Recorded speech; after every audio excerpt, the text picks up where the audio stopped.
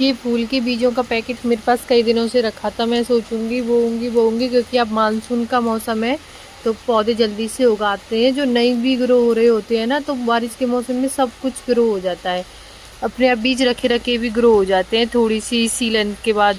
और आज बहुत तेज बारिश आ रही थी, मैं सोच रही थी बोऊंगी, लेकिन ना बहुत दिनों से 15 दिन 20 दिन से मतलब डेली बारिश आ रही है, डेली बारिश आ रही है। अभी आप देख सकते हो कितनी तेज बारिश आ रही है। मैं सोच रही थी इनको बोऊंगी, लेकिन अभी मैं नहीं बो पा रही हूँ क्योंकि मिट्टी ना बहुत ज़्यादा ही गीली हो रही है और शायद ये बह भी जाएं, क्योंकि इनको ज़्यादा नीचे नहीं बोते हैं, थोड़ा बस ½ इंच गड्ढा खोदती है, मतलब ½ इंच मिट्टी को थोड़ा हटा के तभी इनको बोते हैं। लेकिन जब बारिश बंद हो जाएगी तब मैं इनको बोऊंगी, इनके लिए एक अच्छी सी जगह देखकर अपने गार्डन में वहाँ इनको बोऊंगी।